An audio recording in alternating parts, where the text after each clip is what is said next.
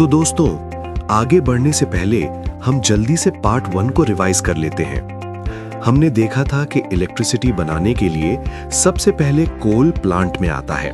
Plant नदी के पास बनाया जाता है क्योंकि पानी बहुत जरूरी होता है। फिर कोल को स्टोर किया जाता है, बेल्ट से ले जाया जाता है, मैग्नेट से आयरन हटाया जाता है। उसके बाद क्रशर में उसे छोटा किया जाता है, मिल में उसे पाउडर बनाया जाता है। फिर हॉट एयर के साथ बॉयलर में भेजा जाता है, जहां कंबशन होता है और हीट बनती है। उस हीट से पानी स्टीम में बदलता है।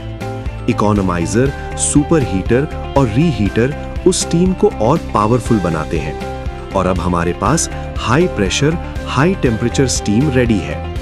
अब यहीं से पार्ट 2 शुरू होता है। अब सवाल है, ये स्टीम इलेक्ट्रिसिटी कैसे बनाएगी? अब इमेजिन करो, एक पाइप से ये स्टीम बहुत तेज स्पीड से निकल रही है। ये सीधे जाकर टरबाइन की ब्लेड्स पर टकराती है। टरबाइन क्या है? ये एक रोटेटिंग मशीन है जिसमें कई ब्लेड्स लगे होते हैं। अब जैसे ही स्टीम इन ब्लेड्स पर टकराती है तो टरबाइन घूमने लगता है। अब सवाल, टरबाइन घूमता क्यों है? क्योंकि स्टीम में एनर्जी होती है। ये एनर्जी ब्लेड्स पर फोर्स लगाती है और उस फोर्स से रोटेशन होता है। सिंपल एग्जाम्पल, जैसे हवा से पंखा घूमता है या पानी से पानी का चक्का घूमता है, वैसे ही यहाँ स्टीम टरबाइन को घुमाती है। अब टरबाइन अकेला नहीं है, ये एक शाफ्ट के थ्रू जनरेटर से जुड़ा होता है।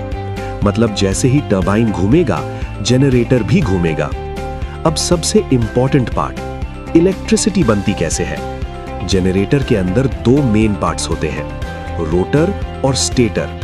रोटर घूमता है, स्टेटर फिक्स्ड रहता है। जब रोटर घूमता है तो उसके साथ मैग्नेटिक फील्ड भी घूमती है।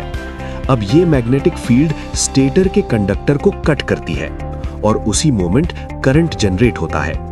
इस प्रोसेस को कहते हैं electromagnetic induction. Simple example, cycle का डायनेमो। जब व्हील घूमता है तो लाइट जलती है। यहां भी वही कॉन्सेप्ट है, बस स्केल बहुत बड़ा है। अब जनरेटर इलेक्ट्रिसिटी बना चुका है, लेकिन यहां एक प्रॉब्लम है। ये इलेक्ट्रिसिटी लो वोल्टेज पर होती है, लगभग 11 kV। अब सवाल, क्या इसे ऐसे ही दूर भेज सकते हैं? नहीं, क्योंकि लो वोल्टेज पर करंट ज्यादा होगा और ज्यादा करंट का मतलब वायर में हीट लॉस ज्यादा। इसलिए यहां यूज होता है ट्रांसफॉर्मर। ट्रांसफॉर्मर क्या करता है? वोल्टेज को बढ़ा देता है। मतलब 11 kV को बढ़ाकर 220 kV या 400 kV तक कर देता है। अब सवाल, ऐसा क्यों? सिंपल एग्जांपल, मान लो पानी पाइप में जा रहा है। अगर प्रेशर कम होगा तो पानी दूर नहीं जाएगा, लेकिन अगर प्रेशर ज्यादा होगा तो पानी दूर तक जाएगा।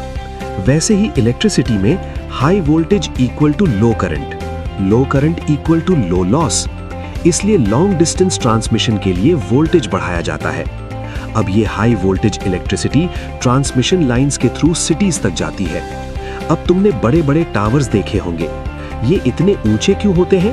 ताकि सेफ्टी बनी रहे और जमीन से डिस्टेंस बना रहे। अब वापस टरबाइन की तरफ आते हैं। टरबाइन को घुमाने के बाद स्टीम की एनर्जी कम हो जाती है।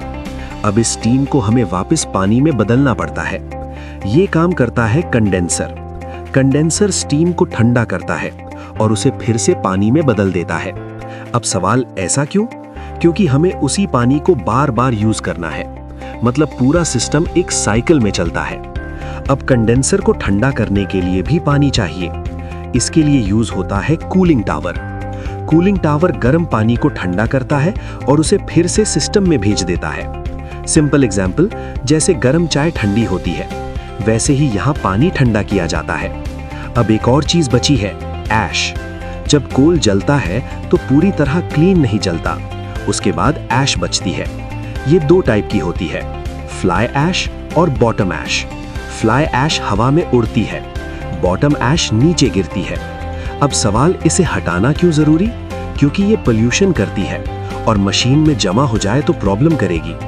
इसलिए ऐश हैंडलिंग सिस्टम यूज होता है, जिससे ऐश को कलेक्ट करके ऐश यार्ड में भेज दिया जाता है।